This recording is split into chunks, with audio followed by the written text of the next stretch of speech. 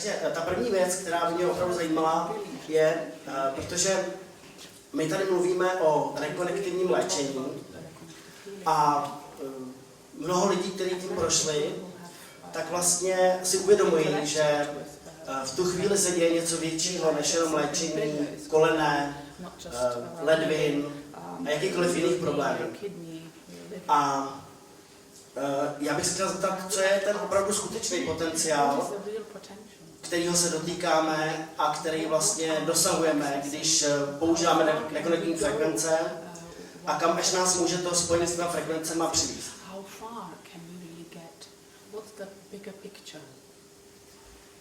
And your daughter's only 10? Tohle není otázka od mojí dcery. Od mojí dcery je ještě zákeřnější. I thought you said this was your daughter's question. One of them. Já jsem myslela, že tohle je otázka vaší dcery. Oh, so that's one big question. Tak to je jedna velká otázka. Now, you'll notice going back and forth, we look like we don't know where to go with that one mic.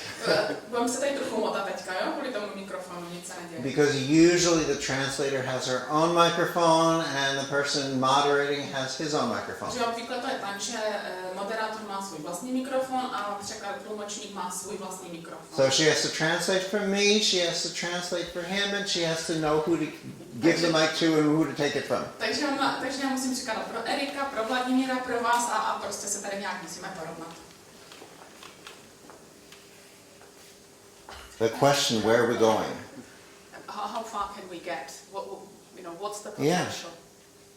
Yeah. Okay. Let me feed a little background into this for those of you who don't have it. Než se do toho pustíme, rád bych řekl něco o tom pozadí pro vás, kteří třeba tolik o tom nevíte. Very briefly, velmi stručně. I practiced as a doctor of chiropractic for 12 years. 12 let jsem pracovala jako doktor chiropraktik. Because of the way school taught chiropractic, for the first 9 years I was very focused on people's aches, pains and symptoms. Protože škola mě tak vychovala, nebo protože tak, jak nás to ve škole učili, tak prvních 9 let jsem se striktně zaměřoval na bolesti a neduhy těch lidí, kteří za mnou přicházeli. So I thought it was enough if I just made them feel better. Myslela jsem, že to úplně stačí, když jim pomůžu, aby se cítili líp. I worked with physical therapy and massage and all sorts of things to get rid of their aches and their pains. Používala jsem různé techniky. Používala jsem fyzioterapii, používala jsem masáže a to všechno proto, abych jim pomohl svým pacientům zbavit se jejich bolestí. I did that for the first 9 years. A tohle to jsem dělal prvních 9 let své praxe. And then suddenly I found myself speaking to people who really understood what chiropractic was. A pak jsem najednou potkal lidi, kteří mi ukázali, co je opravdová chiropraxe. It wasn't about focusing on the symptoms, it was about removing the cause of the problem. A já jsem si uvědomil, nebo oni mi ukázali, že to není o těch symptomech, ale že by to mělo být o odstranění příčin těch symptomů.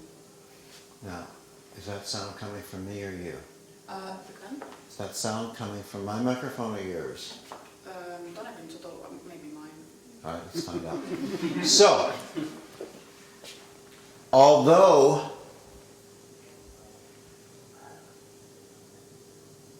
let's try it this way. So I stopped focusing on what their symptoms were. Takže jsem se přestal tak upínat nebo zaměřovat na jejich symptomy. I know what the problem is. Blowing out your nose into the mic, so keep a little away or cheat. Funí do toho. And instead, yeah, microphone 101. Yeah. And instead, I started looking for the imbalance in their system. A místo toho jsem začala hledat v jejich systému nerovnovážnosti. Kde je ta nerovnovážnost? See, our brains are in our heads and then they extend all the way down inside the bones of the spine and all the way out to all the nerves and organs to all the tissues and organs in our body. Náš nervový systém začíná v mozku, ale pak prostřednictvím míchy a nervů pokračuje do všech svalů a tkání našeho těla, do kostí a do celého našeho těla. So the spinal cord is protected and encased inside the openings of the vertebra in the spine. Mícha je obklopená a chráněná obratly. And as long as the vertebra are in proper position, the nerve impulses from the brain to our bodies communicate cleanly. A pokud jsou obratle ve správné pozici, tak impulzy z mozku mohou volně proudit do celého těla. And as the cells in our bodies die, new healthy cells replace them. A pokud nějaká buňka odumře, tak je nahrazena buňkou novou, mladou. But if one of the bones in the spine are out of position, pinching a nerve, for example, going to the liver, Ale pokud je některý z obratlů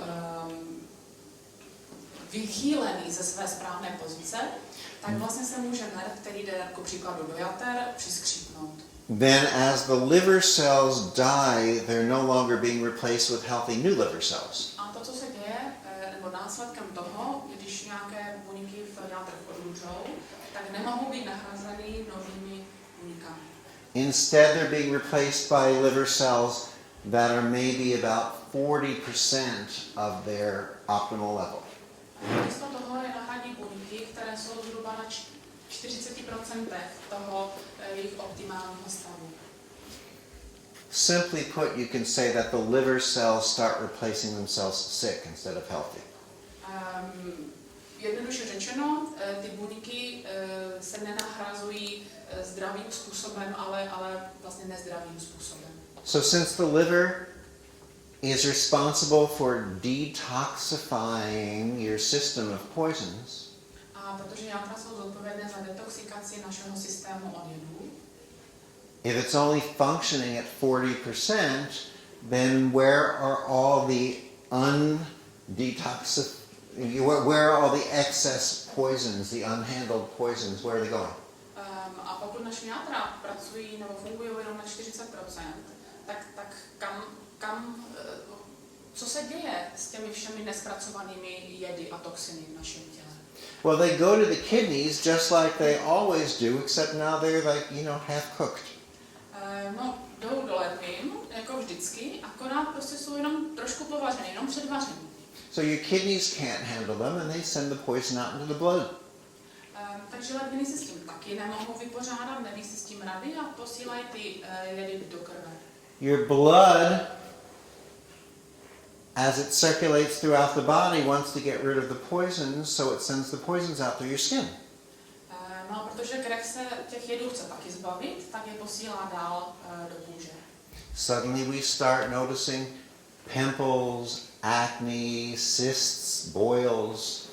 No a co se potom děje? Najednou si začínáme všímat, že se nám tvoří nežity, akné, různé další kožní vady. So we go to a dermatologist. Tak jdeme ke kožnímu. And the dermatologist gives us antibiotics A kožní nám na to dá antibiotika, to kill the poisons. aby zabila ty jedy. But the antibiotics also stress the liver further. Jenomže co ta antibiotika udělají, ještě dále zatěžují játra.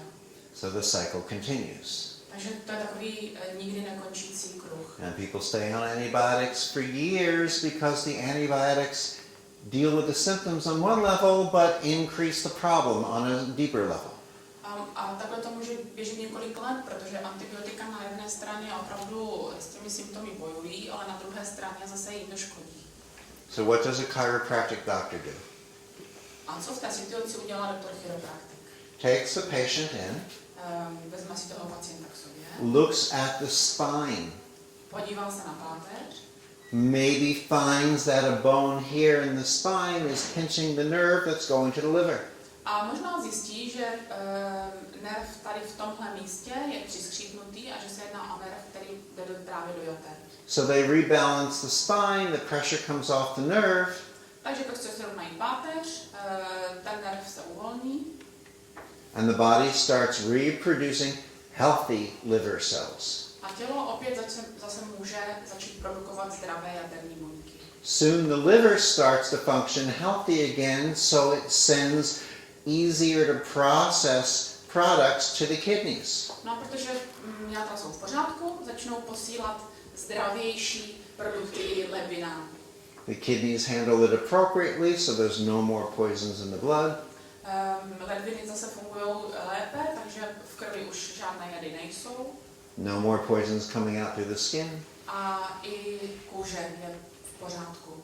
Beautiful skin once again. Máme krásnou pleť zase. And the mouth does this. A my se nedám takhle nahoru. It's simple. Je to jednoduchý, I mean, it's really simple. ale myslím opravdu jednoduchý. Here it is more simply put. Eh, Here it is more simply phrased. Takhle prostě to můžeme jednoduše vyjádřit. The body is designed perfectly. Tělo je stvořeno perfektní. The body doesn't need anything added to it. Tělo nepotřebuje, abychom mu něco dodávali, abychom do něho něco přidávali. Pharmaceutical companies have not come up with something that will perfect upon the design of the body. Žádná farmaceutická firma nevymyslela nic, co by zlepšilo v podstatě design našeho těla. The body simply does not need any interference. Tělo zkrátka nepotřebuje, abychom do něho nějakým způsobem zasahovali. Chiropractic remove the interference. To, co dělá chiropraktik, tak v podstatě odstraní tu překážku. Chiropractic help the body return to a state of balance. Chiropraktik pomáhá tělu, aby se mohlo navrátit do svého původního optimálního stavu rovnováhy.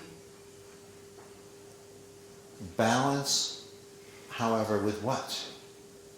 Balance with... With what, however? Ale rovnováha s čím?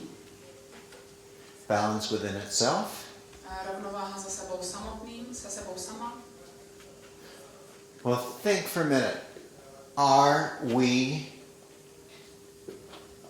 individuals on this planet? Are we individuals on this jsme na planet? této planetě jako jedinci, jako individua? We look like we're individuals, No, vypadá to tak. Vypadá to, že jsme každý sám za sebe. just like rays of the sun look like they're individual rays of the sun. Stejně jako paprsky slunce vypadají, že je každý sám ze sebe. But if you take just part of the ray of the sun, you will discover that it contains a hologram of the entire sun. Ale když vezmete jediný sluneční paprsek a podíváte se, prozkoumáte ho pozorně, tak zjistíte, že obsahuje hologram celého slunce. Meaning each ray of the sun is a representation of the total sun here on Earth. Což znamená, že každý sluneční paprsek je zástupcem nebo představuje celé slunce tady u nás na Zemi. If all the rays of the sun contain holograms of the sun, A pokud každý z paprsků slunečních obsahuje hologram celého slunce, if they all represent the sun, jestliže všechny nějakým způsobem zastupují nebo reprezentují slunce, then in essence they all are the sun. tak potom každý z těch paprsků je sluncem. And they only appear to be separate and distinct. A pouze se zdá, že jsou od sebe oddělené a každý zvlášť. We appear to be separate and distinct individuals. Stejně tak nám se zdá, že jsme od sebe odděleni, že jsme každý zvlášť. But just like rays of the sun, might we each be representations of the intelligence of God or love or the universe? Ale možná je to tak, že každý z nás je vyjádřením celkové inteligence vesmíru, nebo lásky, nebo Boha. Might we be a microcosm of the greater macrocosm? Možná, že každý z nás je mikrokosmem makrokosmu. When we return to a state of balance, Takže když se každý z nás, když se my vrátíme do stavu rovnováhy, might your state of balance be affecting the entire universe? možná, že váš návrat do rovnováhy ovlivní celý vesmír. In other words, is the return to balance as the return to health? Jinými slovy tedy, pokud návrat k plnému zdraví je návratem k rovnováze, Might that be, in essence, a reconnection of humanity, the physical, with humanity, the, shall we say, spiritual? možná se jedná o znovu propojení fyzické lidské existence, fyzického lidstva s tím lidstvem, řekněme, spirituálním, duchovním. Not from the limited perspective of any one given religion, Ne z pohledu nějakého jednoho omezeného náboženství. just from the understanding of the natural spiritual laws of the universe. Možná prostě se jedná jenom o pochopení normálních, přirozených zákonů vesmíru. For example, understanding that trees know enough to grow up, whether they grow on flat ground or the side of a hill. Stromy přece vědí, že mají růst nahoru, ať už rostou někde na rovné ploše nebo na nějakém kopci, vždycky rostou nahoru. Tree roots know enough to grow down. Kořeny stromů ví dost, aby věděli, že mají růst zase dolů. Children know enough to be born with two eyes and one nose. Děti toho ví dostatek na to, aby se narodili s dvěma očima a s jedním nosem. So if we are microcosm and macrocosm, Takže pokud my jsme mikrokosmem a zároveň makrokosmem, then obviously healing is more than just regaining the use of an arm or a leg or a liver or a kidney. tak potom uzdravení je mnohem víc, než jenom to, že můžeme znovu používat játra, ledviny, že se můžeme znovu hýbat. As we feel better about ourselves as a result of a physical healing, it becomes a mental healing. A například díky tomu, že se uzdravíme fyzicky, začínáme se cítit lépe a zlepšuje se i naše duševní zdraví. Because we think more clearly. Protože myslíme jasněji. It becomes an emotional healing because we feel better about ourselves. Následkem toho všeho máme ze sebe lepší pocit a uzdravujeme se i emocionálně. We interact on a different level in our family relationships and interpersonal relationships. Najednou se začínáme jinak chovat mezi sebou, naše mezilidské vztahy, naše vztahy v rodině se začínají měnit. We have a different perspective of clarity in our career choices, our career paths. Najednou nám je spousta věcí jasnějších, třeba věci, které se týkají naší práce, našeho dalšího pracovního rozvoje. So your question of where do the ripples end? Takže zpátky k vaší otázce, kam se můžeme dostat. If you drop a pebble into water, do the ripples stop when you don't see them anymore? Když hodíme oblázek do vody, tak ta voda se začne vlnit a v určitý moment my už ty vlny nevidíme. If it's in a pond, do the ripples stop when they hit the land? Jenomže to neznamená, že když my už nevidíme ty vlny, že oni se zastavili. V rybníce je to tak, že vlastně ty vlny zastaví se až v momentu, kdy dosáhnou břehu. I have a question for you. Yeah, myself? Yeah, are you explaining what I'm saying or are you translating? I'm translating, but I didn't manage to translate the end of your previous Okay, part. got it. So this one is longer. Got it. Do the ripples continue to vibrate throughout the land? Do the ripples continue to vibrate in the atmosphere? Do the ripples continue to vibrate in the air that we breathe? Ale třeba je to tak, že ty vlnky vibrují i potom po zemi, že třeba vibrují i vzduchem, který dýcháme. Do they affect our existence here in height, width, depth, and time, space. Ovlivňují naši existenci tady v těch našich 4 dimenzích, to znamená v šířce, výšce, hloubce a času.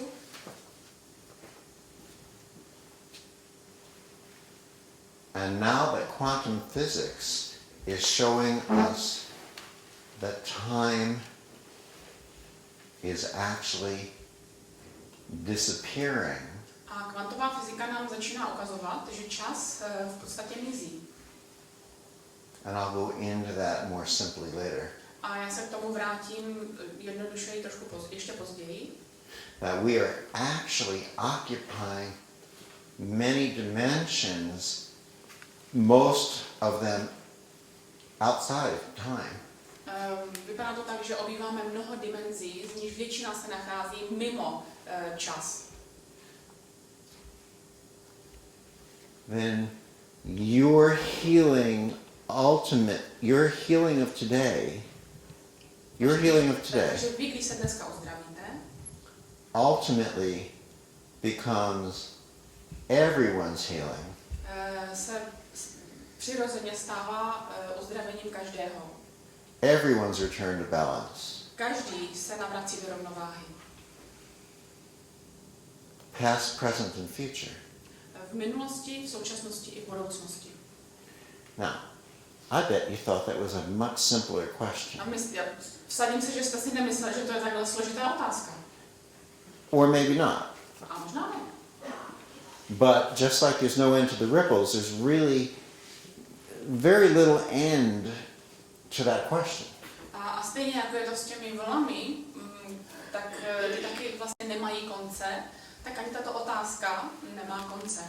Reconnective healing is based on the laws and principles of the universe. Rekonektivní léčení je založeno na pravidlech a zásadách vesmíru. You are energy, you are energy, you are energy, the floor is energy, the chairs you're sitting on are energy, everything's energy. Vy jste energie, vy jste energie, vy jste energie, podlaha je energie, křesla nebo židle, na kterých sedíte, jsou taky energie.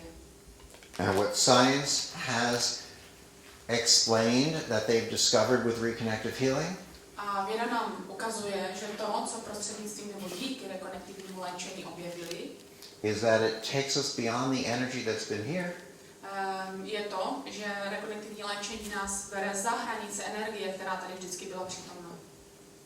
into a spectrum of energy, light, and information Do spektra energie, světla a informací, that exists outside of time and space, které existuje vně nebo mimo časoprostor, outside of gravity. které existuje mimo gravitaci. And today science calls this A dnešní věda tomu říká the reconnective healing spectrum. spektrum rekonektivního léčení. I promise you I have no intention of having this long of an answer to the next question. Prosím vás, věřte mi, že jsem vůbec neplánoval na tuhle otázku odpovídat tak dlouho.